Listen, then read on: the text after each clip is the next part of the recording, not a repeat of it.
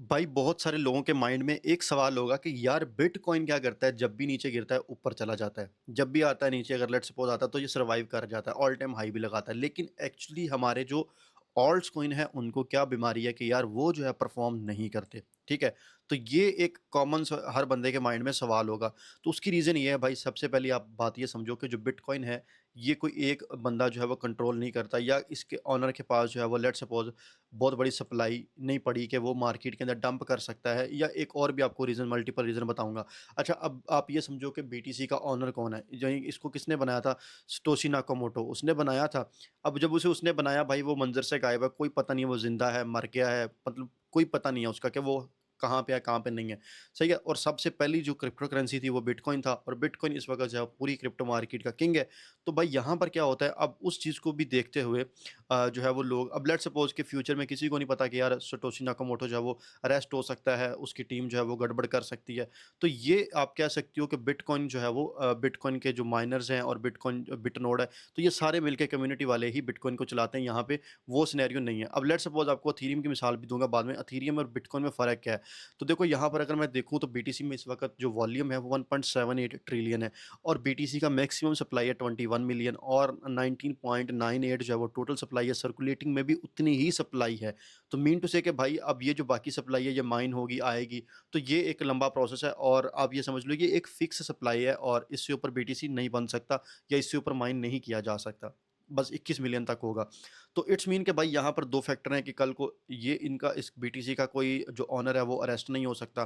ठीक है, और उसके ऊपर कोई इस तरह की एलिगेशन नहीं लग सकती कि यार पता नहीं कौन, देखो जब आपको पता ही नहीं बंदा कौन है कौन नहीं है, वो बंदा मंजर से गायब है, तो उसके पीछे कोई टीम भी ऐसी नहीं है, कोई ऑफिस हो कि यार यहाँ पे जाके आप उससे पूछ लो कि यार ये ऑफिस है, कल को कोई गड़बड़ हो उसकी टीम गड़बड़ करे, तो ऐसा यहाँ पर पॉसिबल नहीं है।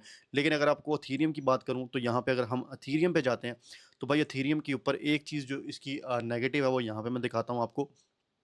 अभी अथीरियम की टीम क्या करती है, आए दिन अथीरियम की टीम भी अपने जो है वो अथीरियम में डंप कर देती है मार्केट में। तो जब वो डंप करती है तो उससे सेलिंग प्रेशर आता है, और इसलिए अथीरियम भी परफॉर्म नहीं कर पाता, और इसीलिए अथीरियम भी वही 2000 3000 3500 की रेंज में फंसा रहता है। ठीक है, अब देखो यहाँ पर इसकी जो मतलब टोटल सप्लाई कितनी है, 120, और सर्कुलेटिंग कितनी है वो भी आपको जो है वो यहाँ पे नज़र आ रही है, सॉरी।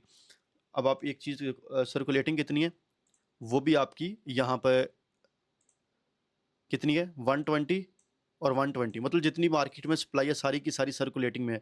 लेकिन मैक्सिमम सप्लाई कोई नहीं है, मैक्सिमम सप्लाई नहीं है। जिस तरह बीटीसी का मैक्सिमम सप्लाई है, यहाँ पे मैक्सिमम सप्लाई नहीं है, यहाँ पे इन्फिनिटी है। इन्फिनिटी मीन के लामहदूद है। तो आने वाले टाइम में क्या करती है कि जो अथीरियम फाउंडेशन, मतलब जो इसकी टीम है, वो अथीरियम मार्केट में मजीद बना के लेके आ सकती है।